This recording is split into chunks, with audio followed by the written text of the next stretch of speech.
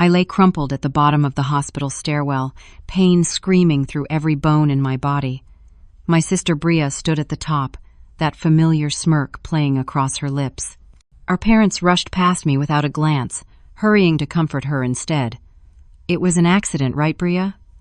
Mom's voice trembled with concern for the wrong daughter. I tried to speak, to tell them what really happened, but I couldn't breathe through the agony radiating from my ribs. What my family didn't know was that the security camera mounted above had captured everything, and Patricia Sullivan, the head nurse who'd trained me for 3 years, had watched it all unfold on her monitor. Her finger had already pressed record. The emergency room smelled like antiseptic and broken promises. Dr. James Thornton, my colleague of 5 years, examined me with careful hands while my parents hovered in the corner around Bria. Not around me. Never around me. 3 cracked ribs, Elisa, James said quietly, his eyes sympathetic. Severe bruising along your left side. Your wrist is sprained and I'm concerned about possible concussion.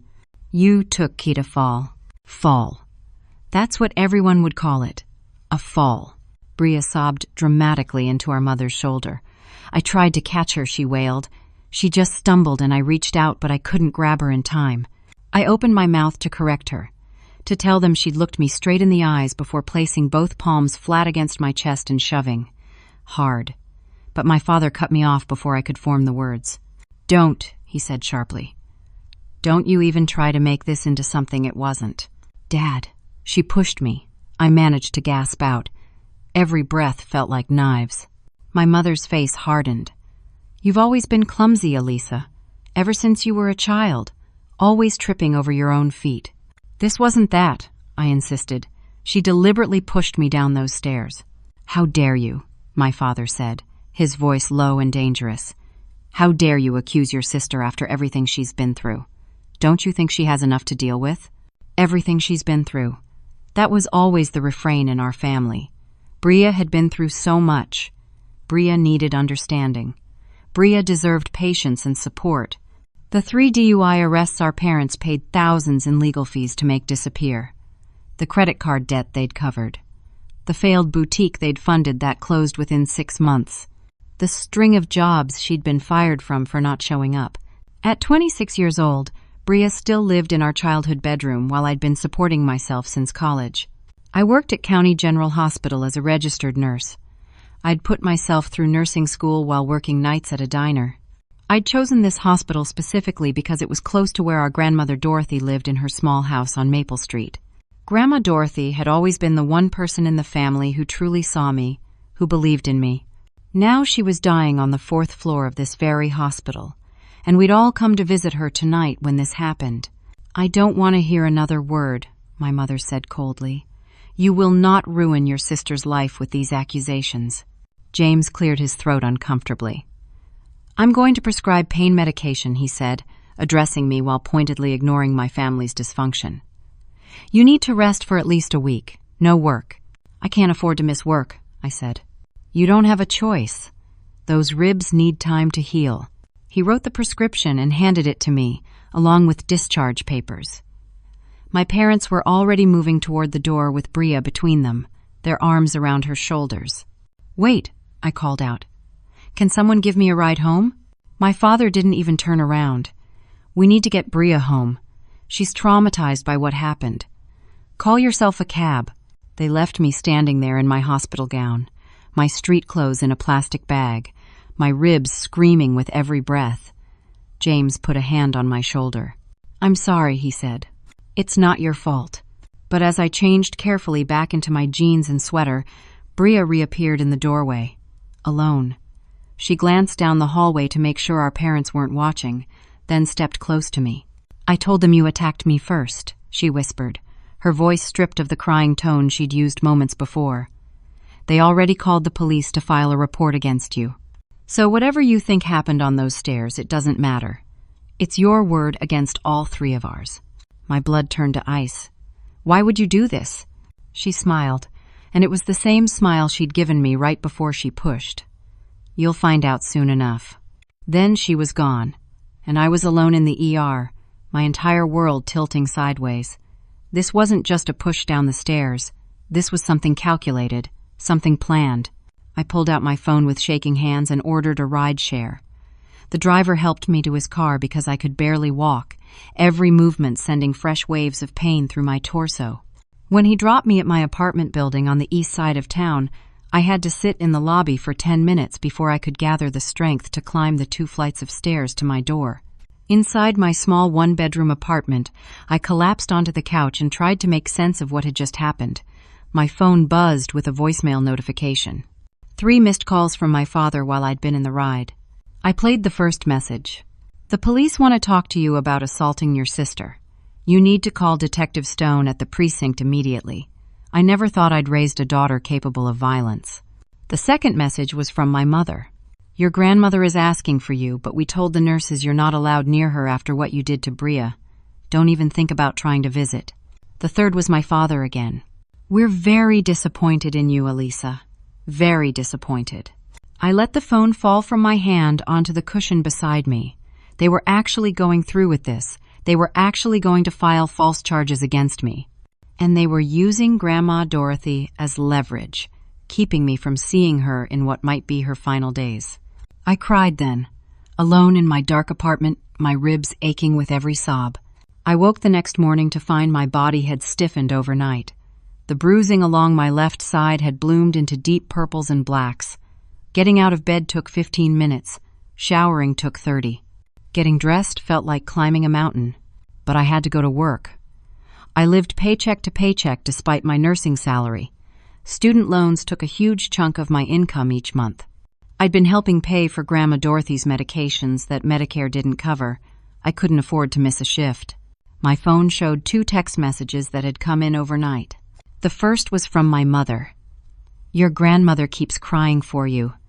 This is your fault. You've broken her heart. The second was from a number I didn't recognize. This is Detective Marcus Stone with the Metro Police Department. I need to speak with you regarding an assault complaint. Please contact me at your earliest convenience. I saved his number but didn't call back.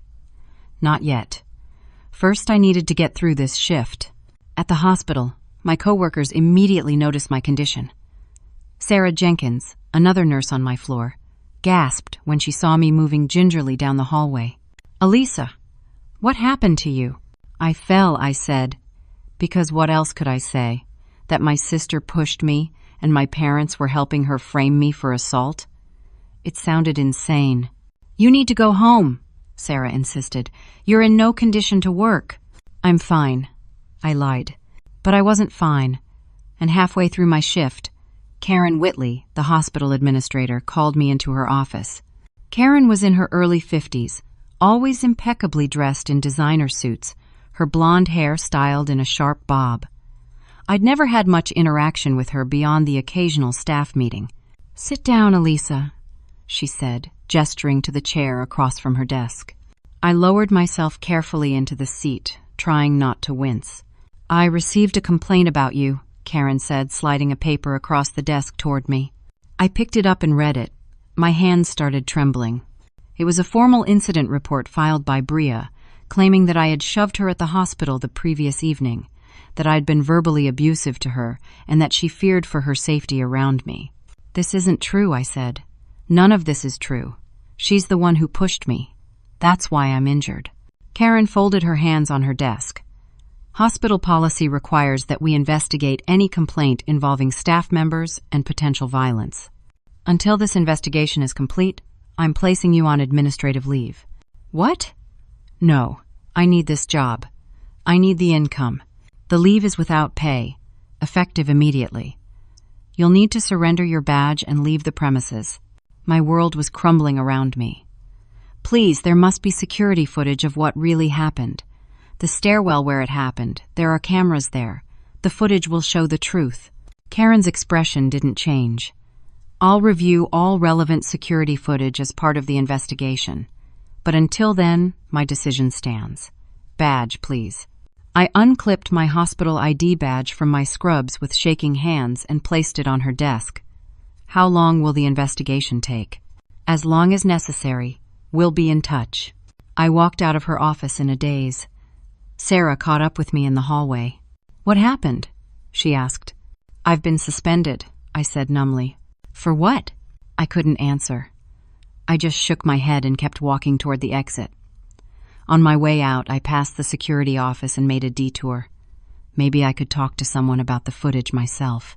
A young security guard I didn't recognize sat at the desk, monitoring the bank of screens showing feeds from throughout the hospital. "Excuse me," I said. "I need to review some security footage from last night." He looked up at me with a bored expression. "Are you management?" "I'm a nurse here." "Well, I was. I just need to see footage from the east stairwell, around 7 o'clock last night." "Only management can authorize footage review," he said. "You need to go through proper channels." "I already talked to Karen Whitley," I said, which wasn't exactly a lie. "She told me to review the footage as part of the investigation." He frowned. "She didn't send me any authorization. I can't help you without proper paperwork." I wanted to scream. Instead, I thanked him and left the hospital, walking out into the cold October afternoon. The administrative building had excellent security, but apparently not excellent enough to help me when I actually needed it. I drove back to my apartment, my ribs aching with every breath, and spent the rest of the day trying to figure out what to do. I called the hospital and asked to be transferred to Patricia Sullivan's extension. Patricia was the head nurse, the woman who'd trained me when I first started. She'd always been fair and honest. If anyone would help me, it would be her. The call went to voicemail.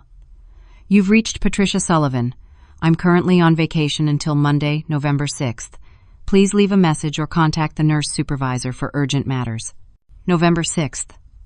That was 3 days away. 3 days during which I had no income, couldn't see my dying grandmother, and had police investigating me for a crime I didn't commit. That evening, Detective Marcus Stone showed up at my apartment. I saw him through the peephole, a tall black man in his 40s wearing a dark suit, his badge clipped to his belt. I considered not answering, but that would only make things look worse. I opened the door. "Elisa Wagner?" he said. "Yes. I'm Detective Stone. May I come in?" I stepped aside and let him enter my small apartment. He took in the space with a quick, assessing glance, noting the modest furniture, the nursing textbooks on the shelf, the framed photo of Grandma Dorothy and me from my graduation. "I need to ask you some questions about an incident that occurred yesterday at County General Hospital," he said, pulling out a notepad. "My sister pushed me down the stairs," I said immediately. "Whatever she told you is a lie." He nodded slowly. "Your sister Bria filed a report claiming you shoved her. Your parents corroborated her statement. They said they witnessed the incident. They didn't witness it. They came up the stairs after it happened. Bria pushed me, then immediately started crying and pretending I'd attacked her." "Why would she do that?" "I don't know," I admitted. "But there's security footage. The stairwell has cameras. The footage will prove I'm telling the truth." Detective Stone made a note. "We've requested that footage from the hospital. It should be available soon." Relief flooded through me. Finally, something going right. "When you see it, you'll know I'm innocent." "I also need to ask you about these," he said, pulling his phone from his pocket and showing me photos. They were pictures of Bria's arms, covered in bruises. Dark finger-shaped marks on her biceps. My stomach dropped. "I didn't do that," I said. "I never touched her, except to try to defend myself when she pushed me." "Your sister claims you've been violent toward her for months. She says these bruises are from previous incidents where you grabbed her during arguments." "That's completely false. I haven't even seen Bria in weeks before yesterday. We don't spend time together." "Your parents said they've been concerned about your anger issues for some time." I felt like I was falling down the stairs all over again. "My anger issues? I don't have anger issues. This is insane. They're lying." "I need you to understand the seriousness of this situation," Detective Stone said, his tone professional but not unkind. "We have 3 witnesses stating you assaulted your sister. We have photographic evidence of injuries. The district attorney is reviewing the case, and there's likely going to be a warrant issued for your arrest." "A warrant? For something I didn't do?" "You have 24 hours to turn yourself in voluntarily. If you don't, we'll come pick you up. I'm advising you to get an attorney." He handed me his business card and left. I stood in my apartment doorway, watching him walk down the stairs, my entire life imploding around me. 24 hours. I called Patricia Sullivan's cell phone directly. It rang 5 times and went to voicemail. "Patricia, this is Elisa Wagner. Please, I need your help. Something terrible has happened, and I need to talk to you about the security footage from last night. Please call me back as soon as you get this." Then I sat on my couch in the darkening apartment and tried to figure out how to save myself when everyone I was supposed to be able to count on had turned against me. I couldn't sleep that night.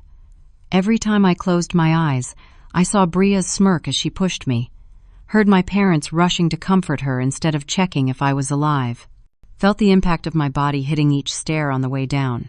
At 2 in the morning, I made a decision. I had to get that security footage myself. Waiting for the police to request it wasn't enough, not when Karen Whitley was the one who'd have to provide it. Something about the way she'd looked at me during our meeting felt wrong, like she already knew more than she was saying. I drove back to County General Hospital. The night shift was always quieter, fewer people around to ask questions. I still had my key card for the employee entrance even though I'd surrendered my badge. I prayed it hadn't been deactivated yet. The card reader beeped green and the door unlocked. I slipped inside, my heart pounding. The hallways were dimly lit, populated only by the occasional nurse making rounds. I knew these corridors like the back of my hand after 3 years working here. I made my way to the administrative wing, staying in the shadows. But before I could reach the security office, someone called my name. "Elisa? What are you doing here?" I turned to find Brian Fletcher, the night shift supervisor, standing in the hallway with a cup of coffee in his hand. Brian was in his mid-30s, a former military medic who'd transitioned to hospital administration. We'd always gotten along well. "Brian, I need help," I said, abandoning any pretense. "I need to access security footage from yesterday evening." His brow furrowed. "I heard you were suspended. You shouldn't be here." "I know, but please, just listen." I quickly explained what had happened, the words tumbling out in a rush.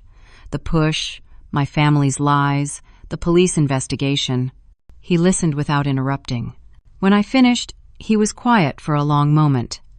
Then he said, "I believe you." "You do?" "I've worked with you for 2 years. You're one of the best nurses on staff. You're not violent." He hesitated. "But Elisa, getting that footage is going to be difficult." "Why?" "Karen Whitley put in an order this morning. All security footage from yesterday has been archived for legal review. It's locked in her office now. The only person who can access it is her." My hope crumbled. "She's covering it up." "I don't know about that, but something doesn't add up. Karen's been asking a lot of questions about you, personal questions, about your family, your finances, your history here." He paused. "It felt like she was building a case against you. But why would she do that? I barely know her." "I don't know. But you need to be careful. If security catches you here while you're suspended, Karen will add trespassing charges." As if summoned by his words, 2 security guards rounded the corner at the far end of the hallway. They hadn't seen us yet, but they would in seconds. "Go," Brian whispered urgently. "Out the west exit. Now." I ran, my ribs screaming in protest with every step. I made it out the west exit and to my car, my hands shaking so badly I could barely get the key in the ignition. The next morning, I woke to 3 new problems delivered via my phone. First, an email from Karen Whitley's office. "Additional charges have been filed regarding your presence at County General Hospital while on administrative leave. This constitutes criminal trespass. The police have been notified." Second, a text from my apartment manager, Henry Morrison. "Rent is 3 days late. If not received by Friday, eviction proceedings will begin per your lease agreement." Third, a voicemail from a number that identified itself as the State Board of Nursing. "This message is for Elisa Wagner. Your nursing license is under review due to complaints filed with our office. Please call us to schedule a hearing." I sat on my bed, still in my pajamas, and watched my entire career circle the drain. Everything I'd worked for, everything I'd sacrificed, gone. My phone rang. Unknown number. I almost didn't answer, but something made me pick up. "Is this Elisa Wagner?"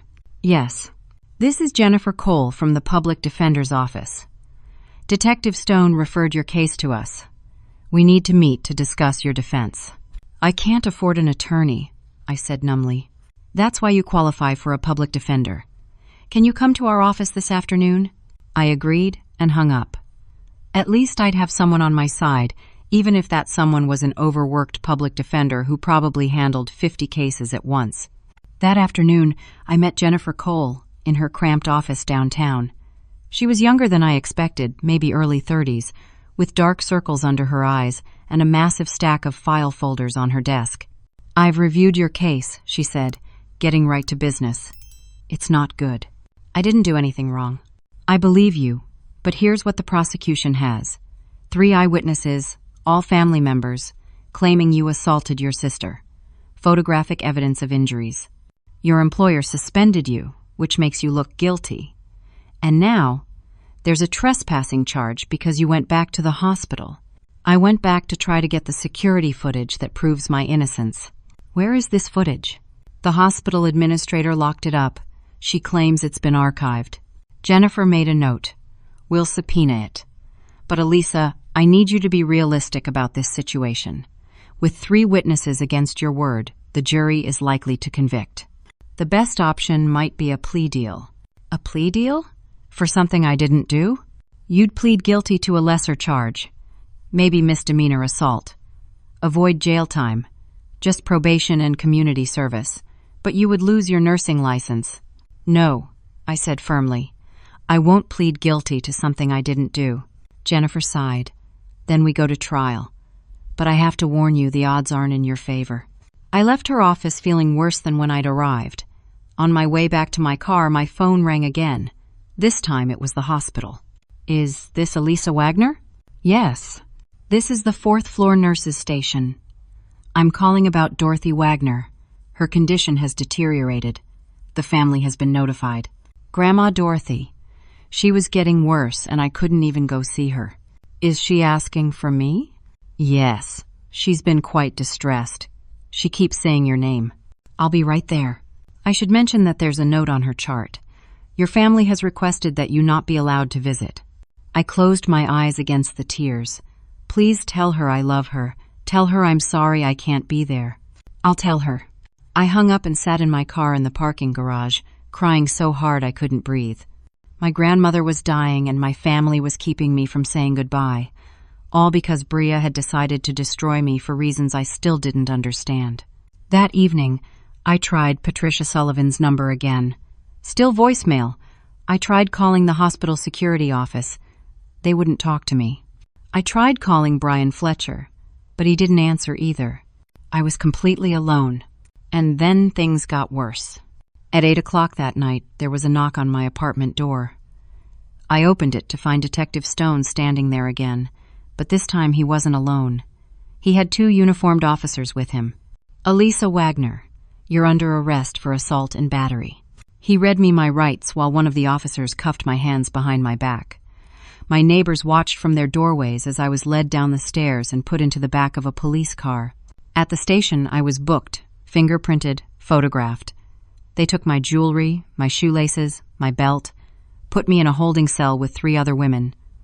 The metal bench was cold and hard. The overhead lights never turned off. I sat there for 2 days before Jennifer Cole arranged bail. $5,000, money I absolutely did not have. But on the 3rd day, someone I barely expected came through for me. Denise Harper, a fellow nurse from the hospital, posted my bail using her own savings. "Why?" I asked her when she picked me up from the jail. "Why would you do this for me?" "Because I believe you," Denise said simply. She was in her 40s, a single mother of 2 teenagers, and she'd worked at County General for 15 years. "I've seen how your family treats you, Elisa. I've seen Bria when she comes to the hospital. I know what kind of person she is. I can't pay you back right now. I'm not asking you to. Just promise me you'll fight this. Don't let them win." I promised, even though I had no idea how I was going to keep that promise. When I got back to my apartment, I found an eviction notice taped to my door. I had 10 days to come up with 2 months' rent, or I'd be forced out. And waiting in my voicemail was a message from the hospital. "This is to inform you that Dorothy Wagner passed away at 6:15 this morning. Memorial arrangements are being handled by the family." I I collapsed on my apartment floor and screamed until my throat was raw. Grandma Dorothy was gone, and I hadn't been there. I hadn't said goodbye. The funeral was held on a gray Thursday morning at Riverside Memorial Chapel. I wore my only black dress and stood at the back of the room while my family sat in the front row. Bria wore an elegant black suit and cried delicately into a lace handkerchief. Our parents flanked her on either side, protective and comforting. I might as well have been invisible. The service was beautiful. People told stories about Grandma Dorothy, about her kindness, her humor, her strength. My Uncle Raymond spoke about how she'd raised him and my mother after their own parents died. Cousins I hadn't seen in years talked about summer visits to her house on Maple Street. No one asked me to speak. No one even acknowledged my presence. When it came time for the eulogy, Bria stood at the podium. She spoke about how much Grandma Dorothy had meant to her, how she'd always been there during difficult times. Her voice cracked as she said, "These past few weeks have been so traumatic for our family. Grandma was the glue that held us together, and now that she's gone, I don't know how we'll manage." She looked directly at me when she said it, a challenge in her eyes. After the service, I tried to approach my mother. "Mom, please, can we talk?" She turned her back on me. "You have nothing to say that I want to hear. I just want to explain what really happened." My father stepped between us. "You're not welcome here. Leave before we call security. This is my grandmother's funeral. I have a right to be here. You lost that right when you attacked your sister," he said coldly. Uncle Raymond appeared at my father's elbow. He was a big man, tall and broad-shouldered, with my grandfather's stern face. "I always knew you were trouble, Elisa. Even when you were a kid, there was something off about you. Don't come around this family anymore. You're not wanted." The words hit like physical blows. I looked around the room at aunts and uncles and cousins I'd known my whole life. Not one of them met my eyes. Bria had poisoned them all against me.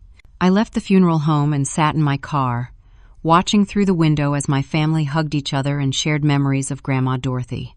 Memories I should have been part of. 2 days later, the family attorney called a meeting for the reading of the will. I almost didn't go, but Denise convinced me. "It's your grandmother's will," she said. "You should be there." The attorney's office was downtown in a high-rise building. The lawyer, Thomas Henderson, was in his 60s with wire-rimmed glasses and a kind face. He gestured for all of us to sit around the conference table. My parents, Bria, Uncle Raymond, and me. The only sound was the rustle of papers as Mr. Henderson organized his documents. "Dorothy Wagner's will is quite straightforward," he began.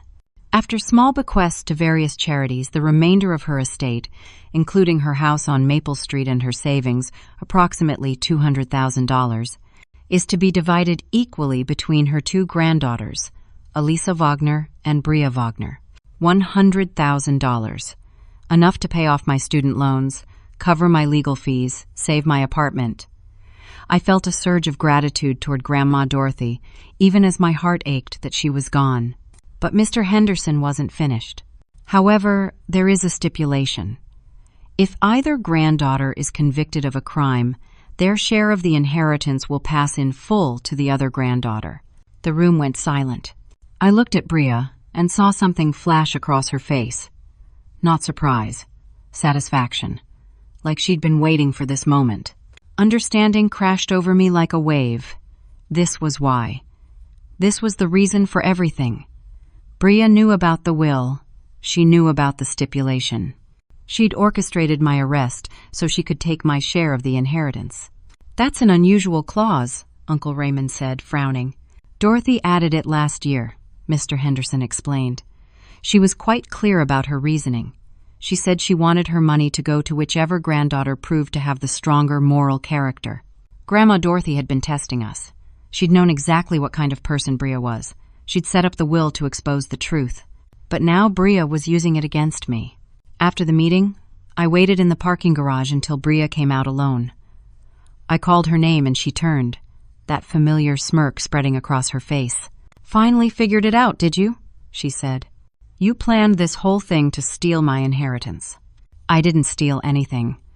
You're going to be convicted, and then the inheritance will legally be mine." She tilted her head. "Grandma always loved you more. She thought you were so special, so smart, so dedicated.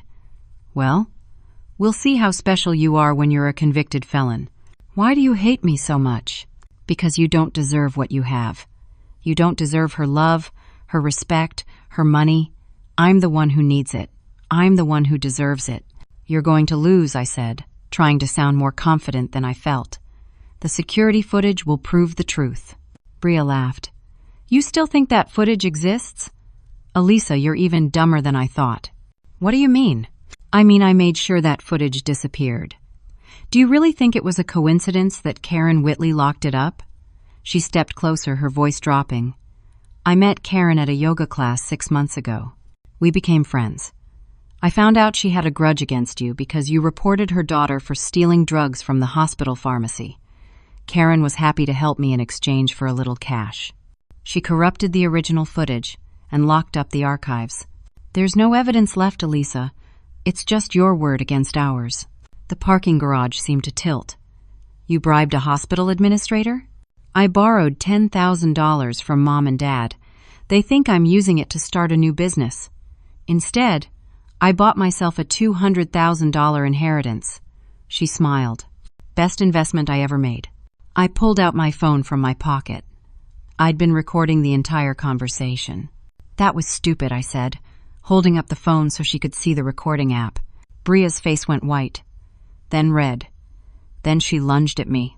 She grabbed the phone from my hand before I could react, threw it on the concrete floor, and stomped on it repeatedly with her high heel. The screen shattered. The case cracked. She picked up the broken pieces and threw them into a nearby dumpster. Who's going to believe you now? She said, breathing hard. No footage, no recording, no proof. You're finished. She walked away, her heels clicking on the concrete, leaving me standing there with nothing. 2 weeks crawled by. 2 weeks of watching my life disintegrate piece by piece. My trial date was set for the first week of December. Jennifer Cole had filed motions, requested evidence, done everything a public defender could do. But every time we talked, her message was the same. Take the plea deal. 3 witnesses, she reminded me, during one of our meetings. The jury will see your parents and your sister all testifying against you. They'll see that the hospital suspended you. They'll see the trespassing charge. And now the security footage has been officially declared corrupted due to technical issues. Karen Whitley corrupted it on purpose, I insisted. Can you prove that? I couldn't. Bria had made sure of that. The eviction became official. Henry Morrison, my landlord, was apologetic but firm. I like you, Elisa, but I can't run a business on sympathy. You haven't paid rent in 6 weeks. Denise let me move into her spare bedroom. Her apartment was smaller than mine, and her 2 teenage sons gave up their privacy so I'd have a place to sleep. I felt like a burden, like a charity case. But I had nowhere else to go. My belongings went into a storage unit I could barely afford. Everything I owned packed into a 10 by 10 space that cost $95 a month. Money I didn't have. Depression settled over me like a heavy blanket. I stopped showering regularly, stopped eating much. Spent hours lying in Denise's spare bed, staring at the ceiling, wondering how my life had gone so completely wrong. The only thing that kept me from giving up entirely was Denise herself. She'd come home from her shifts at the hospital and make me eat dinner, make me shower, make me get dressed. You can't let them win, she'd say. Your grandmother wouldn't want you to give up. But Grandma Dorothy was gone, and I was losing everything she'd believed I could be. Then Bria escalated again. A sheriff's deputy showed up at Denise's apartment with papers. A restraining order. Bria claimed I'd been stalking her, harassing her, threatening her. She cited the parking garage confrontation as evidence, conveniently leaving out the part where she'd destroyed my phone. The judge granted a temporary restraining order. I was now legally required to stay at least 500 feet away from Bria, my parents, and their homes, which included Grandma Dorothy's house, where Bria had moved in immediately after the funeral. I tried to contest it, but Jennifer told me it was pointless. Restraining orders are easy to get and hard to fight, especially when you have pending assault charges. Through the window of my borrowed bedroom, I watched the November rainfall and thought about running away. Just disappearing. changing my name, moving to another state, starting over somewhere nobody knew me. Don't, Denise said when I mentioned it. That's exactly what they want. They want you to run so they win by default. They're going to win anyway. You don't know that. But I did know it. I could feel it in my bones. This trial was going to destroy me. I'd be convicted, lose my inheritance, lose my nursing license, maybe even go to jail. And Bria would get everything while my parents looked on approvingly. One morning, I finally managed to reach Patricia Sullivan on her phone. She'd been back from vacation for a week, but she'd been avoiding my calls. When she answered, her voice was strained. "Patricia, please. I need your help," I said immediately.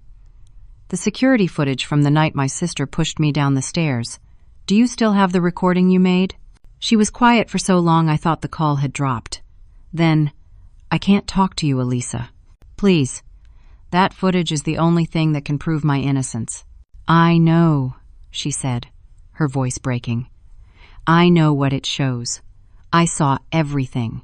Your sister pushed you. It was deliberate and vicious. But Karen Whitley found out I recorded it on my phone." Hope sparked in my chest. "You still have it?" "Karen threatened my job. She said if I gave you that recording, she'd make sure I was fired and blacklisted from every hospital in the state. She said she'd claim I falsified evidence, that I manipulated the footage. She's the one who corrupted the evidence." "I know. But she has power and connections. I have 3 kids and a mortgage. I can't risk losing everything." "So you're just going to let an innocent person go to jail?" "I'm sorry," Patricia whispered. "I'm so sorry. Karen offered me a promotion, assistant director of nursing, a $30,000 raise.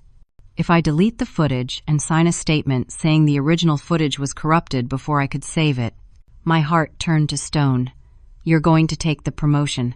I have to think about my family. I am someone's family too. I was someone's granddaughter. I'm someone's friend. Doesn't that matter?" "I'm sorry," she said again, and then she hung up. I sat on the floor of Denise's living room and felt the last shred of hope drain out of me. Patricia had been my final chance, the one person who could corroborate my story. And she'd chosen her career over the truth. That night, I pulled out my laptop and researched how to change your identity, how to disappear, how to start over.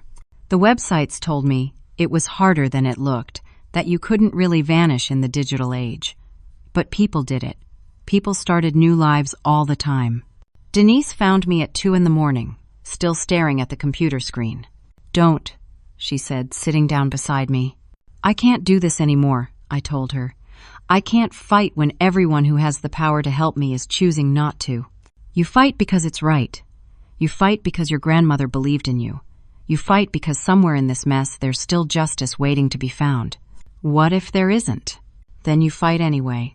But I didn't know if I had any fight left in me. 4 days before my trial was set to begin, I woke up with a plan to end my life. It wasn't a dramatic decision. It was quiet and calm and rational. I'd lost everything that mattered: my career, my home, my family, my grandmother. Soon I'd lose my freedom too. What was the point of continuing? I went to the bathroom and stared at the bottle of pain medication the hospital had given me after the fall.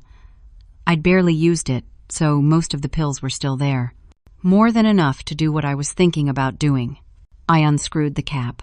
Denise knocked on the bathroom door. "Elisa? You've been in there a while. You okay?" I looked at the pills in my hand, then at my reflection in the mirror. I looked like a stranger, hollow-eyed, defeated. Nothing like the woman I'd been just a month ago. "Elisa?" Denise knocked again, more urgently.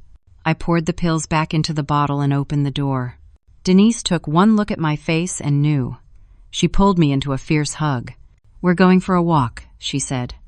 "Right now." She drove me to Riverside Park, and we walked along the trail that wound beside the water. It was cold, the December wind biting through my jacket, but the sharp air cleared my head. "My grandmother used to tell me something when I was struggling," Denise said as we walked. She said that sometimes the universe has to break you all the way down before it can build you back up into who you're meant to be. I don't want to be broken. None of us do. But we don't always get a choice. We walked in silence for a while. Then Denise's phone rang. She answered, listened, her expression changing. "We'll be right there," she said. "What is it?" That was Brian Fletcher from the hospital. "He says he needs to talk to you immediately. He says it's urgent." We met Brian at a coffee shop near his apartment. He looked exhausted, like he hadn't slept in days. He ordered coffee for all of us and then pulled out a folder full of papers. "I've been digging into Karen Whitley," he said without preamble. "Something about this whole situation didn't sit right with me, so I started looking at the hospital's financial records." "How did you access those?" I asked. "I'm night supervisor. I have clearance for budget reports. And I found something."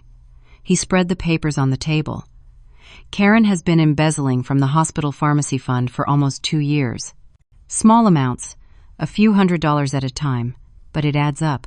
She's stolen approximately $40,000. I stared at the documents. Pages of transaction records, discrepancies, transfers to personal accounts. "Why are you showing me this?" "Because it's leverage. We can force Karen to tell the truth about the security footage." "That's blackmail," Denise pointed out. "It's insurance," Brian corrected. "Elisa has been set up by corrupt people. It's time to fight fire with fire." Hope, dangerous and painful, sparked in my chest for the first time in weeks. "You'd risk your job for this?" "I'd risk my job to stop someone from going to prison for a crime they didn't commit." He pulled out his phone. "I've already sent copies of all this evidence to an attorney with instructions. If anything happens to me, if I suddenly get fired, or if there's any kind of accident, the evidence goes to the hospital board and the police automatically." "What do you need me to do?" I asked. "We confront Karen. Together. We tell her she either produces Patricia Sullivan's video recording or we expose her embezzlement." It was risky. It could backfire spectacularly. But what choice did I have? My trial started in 4 days. This was my last chance. We called Karen and asked her to meet us in the hospital parking lot after her shift. She agreed, probably thinking it was about work. When she arrived and saw all 3 of us waiting, her expression turned wary. "What's this about?" she asked. Brian handed her a folder. "It's about the $40,000 you've stolen from the hospital." Karen's face went pale. She opened the folder, her hands shaking as she flipped through the pages. "Where did you get this?" "It doesn't matter. What matters is that it's all documented and verified. You've been embezzling for 2 years." "You can't prove anything," she said, but her voice lacked conviction. "I can, and I have. And unless you help Elisa, I'm going to the hospital board and the police tomorrow morning." Karen's eyes darted to me. "Help her how?" "Patricia Sullivan recorded the security footage from the night my sister pushed me down the stairs," I said. "You pressured her to delete it. You offered her a promotion to keep quiet. I want that footage." "Patricia doesn't have it anymore," Karen said. "I made sure of that." "You're lying," Denise said. "I'm not. I stood there and watched her delete it from her phone yesterday. She took the promotion. The footage is gone." My hope shattered. We'd come so close. But once again, Bria had won. Brian looked stunned. "She actually deleted it?" "Yes, 2 days ago. I made absolutely certain it was gone from every device. Karen's confidence was returning now. So your little blackmail scheme won't work. Patricia can't help you anymore. The only evidence that existed is gone." "Then I guess I'll be reporting your embezzlement," Brian said quietly. "Go ahead," Karen said with a cold smile. "But it won't change anything for Elisa. She's still going to trial. She's still going to be convicted. And I'll resign before any criminal charges can be filed against me, take my pension, and move to Florida. You've accomplished nothing." She walked away, leaving us standing in the cold parking lot. "I'm sorry," Brian said, his shoulders sagging. "I thought this would work." I wanted to thank him for trying, but I couldn't form the words. I felt numb, hollow, like something inside me had finally broken beyond repair. Denise drove me back to her apartment. I went straight to the spare bedroom and lay down on the bed, staring at the ceiling. My trial was in 3 days. I was going to be convicted. It was over. At midnight, there was a knock on my bedroom door. "Elisa?" Denise called softly. "There's a package for you. It just got dropped off. I dragged myself out of bed and went to the living room. On the coffee table sat a small padded envelope with no return address. My name was written on it in unfamiliar handwriting. I opened it with shaking hands. Inside was a USB drive and a folded piece of paper. I unfolded the note and read, "I have 3 daughters. I couldn't let another daughter be destroyed by lies. This is everything." The video from the stairwell, and also recordings of Karen Whitley admitting she helped corrupt the original footage. I recorded all my conversations with her as insurance. Use it all. I'm starting over somewhere new with my kids, where Karen can't find us. Don't contact me. Good luck. You deserved better. Patricia. My hands were trembling so hard I could barely hold the note. Denise took it from me and read it, her eyes going wide. "She sent you the evidence," she breathed. I plugged the USB drive into Denise's laptop with fumbling fingers. There were 3 video files. The first was security camera footage, the angle clearly showing the hospital stairwell. I pressed play and watched as Bria and I appeared at the top of the stairs. We were talking, our body language tense. Then, in perfect high-definition clarity, Bria looked directly at the camera, seemed to make a decision, and placed both hands flat against my chest. She pushed. Hard. I went tumbling backward down the stairs, my body hitting each step with sickening thuds. The video caught Bria's expression in that moment. Cold, calculated, satisfied. Then she immediately began crying, clutching her hands to her chest as our parents came running up from the bottom of the stairs. The second video file was an audio recording. Karen Whitley's voice saying, "If you delete that footage and sign this statement, I'll make you Assistant Director of Nursing, $30,000 raise. All you have to do is say the original footage was corrupted before you could save it." Patricia's voice responding, "What about Elisa? She'll go to prison." Karen, "That's not our problem. Her sister paid me good money to make sure this goes away." The third file was another audio recording of a conversation between Karen and Bria, discussing payment and strategy. I had everything. Everything I needed to prove my innocence. "We have to get this to your attorney," Denise said urgently. "Right now." It was past midnight, but I called Jennifer Cole anyway. She answered on the 4th ring, her voice groggy. "This better be important, Elisa. I have evidence. Video evidence. Audio evidence. Everything." Patricia Sullivan sent it to me. Jennifer was silent for 3 full seconds. Then, "I'll meet you at my office in 1 hour. Don't talk to anyone else about this. Don't post it online. Don't show it to anyone. Just bring it directly to me." We drove downtown through empty streets. Jennifer was waiting in her office, fully dressed now, her eyes sharp and focused.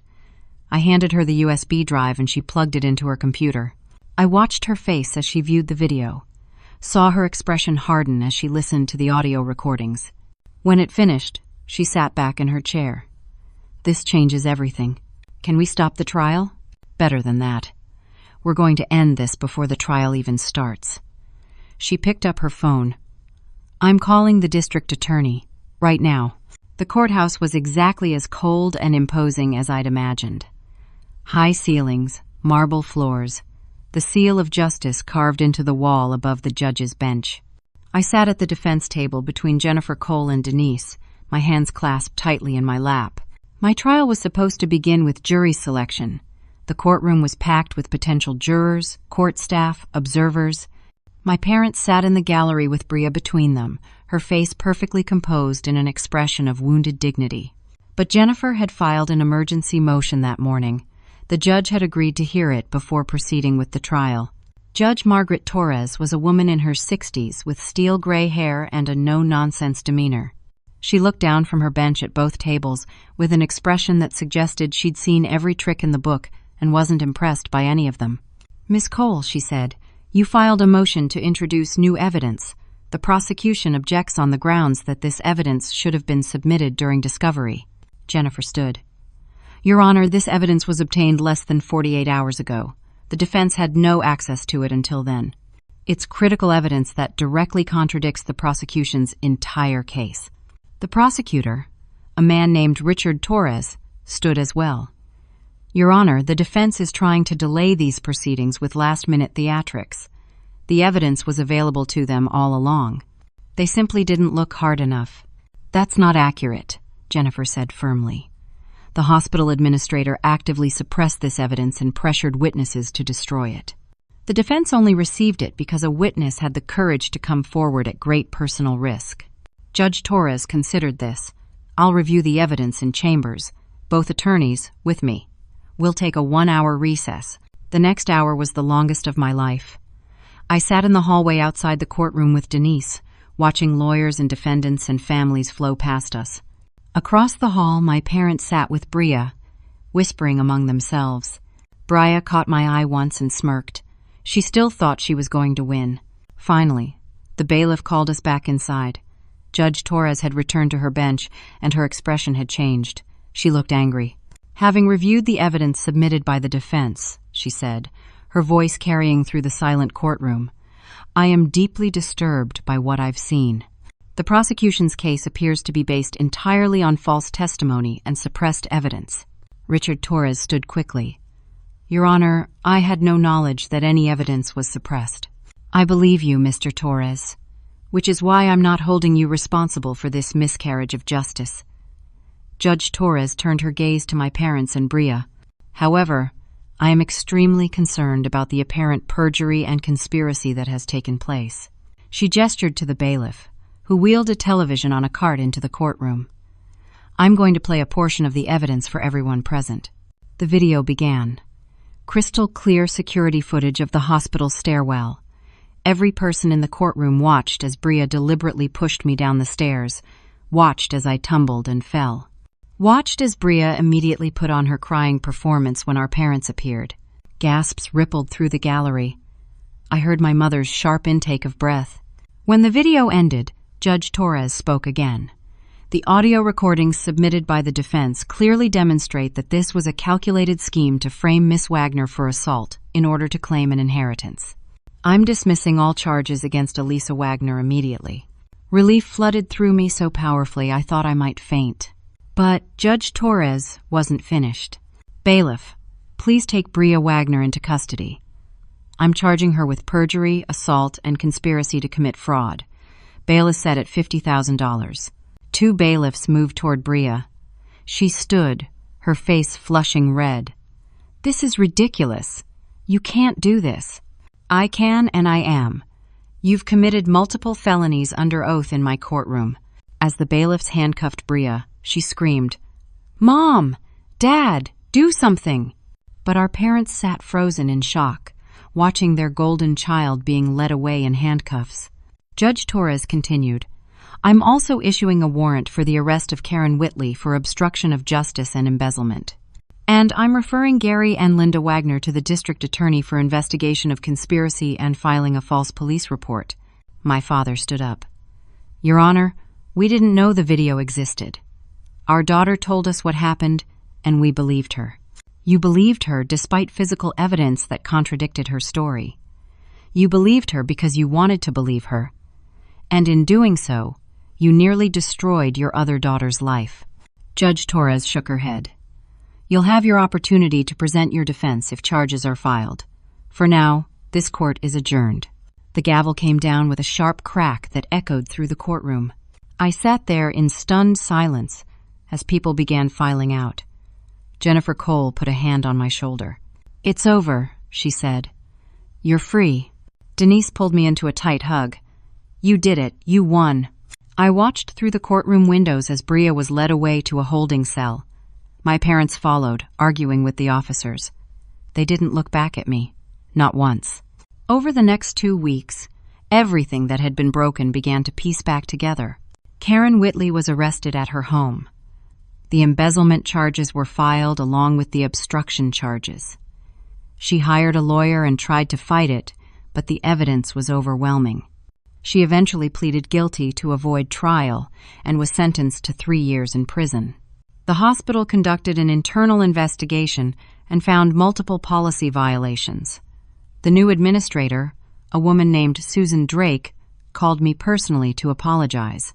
She offered me my job back with full back pay for the entire period of my suspension, plus a promotion to senior nurse with a $15,000 raise. "We failed you," Susan said during our meeting. "The hospital should have protected you, not enabled the people who hurt you. I want to make sure that never happens to anyone again." I accepted the position. Walking back into County General for my first shift felt surreal. My co-workers welcomed me back with hugs and congratulations. Sarah Jenkins had baked cookies. Brian Fletcher shook my hand and told me he was proud of me. The State Board of Nursing reviewed my case and cleared my record completely. My license was reinstated without any marks or restrictions. Bria's trial happened in January. She pleaded guilty to assault, perjury, and conspiracy to avoid a longer sentence. The judge gave her 2 years in prison, restitution payments, and 3 years probation after release. I didn't attend her sentencing. I didn't need to see her again to feel closure. My parents were charged with conspiracy and filing false reports. They pleaded to lesser charges and received probation, community service, and fines. Their lawyer tried to contact me several times, asking if I would speak on their behalf, testify to their character. I declined. 2 weeks after the charges were resolved, my mother showed up at Denise's apartment. I was staying there while I looked for a new place, and I answered the door to find her standing in the hallway, looking older than I remembered. "Elisa," she said, "can we talk?" "There's nothing to talk about. Please. I'm your mother." "You stopped being my mother the day you chose to believe Bria over me," I said quietly. "You stopped being my mother when you kept me from saying goodbye to Grandma Dorothy. You don't get to be my mother now that everything's come out." "We were wrong," she said, tears forming in her eyes. "We made a terrible mistake, but we're still your parents. We still love you." "No," I said. "Love doesn't look like what you did to me. Love doesn't choose one child and destroy another. Love doesn't ignore evidence and truth because it's inconvenient. Please don't shut us out of your life. You shut me out of yours. I'm just respecting that boundary." I started to close the door, then paused. "I hope someday you understand what you've lost. But it's not going to be my job to teach you." I closed the door and stood there for a moment, waiting to feel guilty, or sad, or conflicted. But I just felt free. Uncle Raymond tried calling too. I blocked his number without listening to his voicemail. The inheritance was settled according to Grandma Dorothy's will. Since Bria had been convicted, her share went to me as specified in the stipulation clause. I inherited everything, the house on Maple Street and $200,000. I paid off my student loans in full, gave Denise $50,000 for saving my life when I needed it most. She tried to refuse, but I insisted. "You bailed me out of jail with your own money," I reminded her. "You gave me a place to live when I was homeless. You kept me from giving up when I wanted to quit. This isn't charity, it's gratitude." She accepted with tears in her eyes. I moved into Grandma Dorothy's house. Walking through those familiar rooms felt like coming home to a place I'd never really left. I kept most of her furniture, her books, her photos. I planted new flowers in her garden, the same kind she'd always grown, roses and daisies and lavender. 6 months after the trial, I was thriving. My job at the hospital was fulfilling. I'd made new friends, real friends who saw me for who I was. I'd started therapy to work through the trauma of what happened. I'd begun building a life that was mine, not defined by family expectations or golden child dynamics. One evening in May, I hosted dinner at the house for Denise, Brian, Jennifer, and a few other friends who'd supported me through the nightmare. We ate pasta and salad and laughed around the table that had once hosted family dinners full of tension and favoritism. After everyone left, I stood in Grandma Dorothy's garden, watching the sunset paint the sky in shades of orange and pink. The roses were blooming, their scent sweet on the warm air. I thought about everything that had happened. The betrayal, the pain, the injustice. The way my family had chosen lies over truth, comfort over courage. The way I'd been pushed down those stairs, literally and metaphorically. But I also thought about Patricia Sullivan, who'd risked everything to send me the evidence. About Denise Harper, who'd believed in me when everyone else turned away. About Brian Fletcher, who'd stood up to corruption, even though it could have cost him his career. About Judge Torres, who'd seen through the lies to the truth underneath. I realized something important. Grandma Dorothy had known exactly what she was doing with that will. She'd created a test, yes, but not for us, for herself. She'd set up a situation that would reveal the truth about her family's character. And she'd protected me even after death by making sure I'd inherit everything when the truth came out. The will clause wasn't about punishment. It was about justice. It was about making sure that truth and character mattered more than charm and manipulation. My phone rang, interrupting my thoughts. It was a friend from the hospital inviting me to a movie. I smiled and accepted. As I walked back toward the house, I thought about something people often say: blood is thicker than water. But they forget the full quote: the blood of the covenant is thicker than the water of the womb. The bonds we choose are stronger than the ones we're born into. My family taught me I was worthless. But I learned my worth isn't determined by people who can't see my value.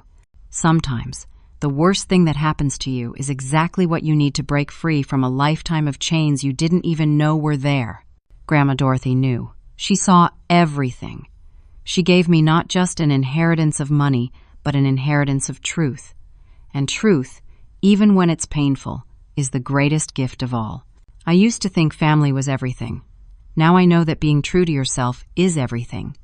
And sometimes that means walking away from the people who were supposed to love you most. It's not giving up. It's choosing yourself. And that's not selfish. That's survival. That's strength. That's freedom. I locked the door behind me and looked around at my home, my life, my future, all mine now, built on truth and courage and the love of people who chose to stand beside me. The past year had been the hardest of my life, but it had also been the most transformative. I'd lost a family that never truly valued me, but I'd gained something far more precious, myself. And that was worth everything. Now I want to hear from you. Have you ever had to choose between family loyalty and your own truth? Have you ever been the scapegoat in a family that had a golden child? Or have you watched someone you care about struggle with family betrayal? Share your thoughts and experiences in the comments below. Your story might be exactly what someone else needs to hear to know they're not alone. And if this story moved you or made you think, please hit that like button. Subscribe to hear more stories about courage, justice, and finding your way through impossible situations. Share this with someone who needs to hear that they're not crazy for seeing the truth others ignore. Thank you for listening to my story. Thank you for being here. I hope you find the courage to choose yourself when you need to, the strength to stand up for truth even when it's hard, and the wisdom to know the difference between family and people who truly love you. Take care of yourselves. You deserve better than anyone who makes you doubt your worth.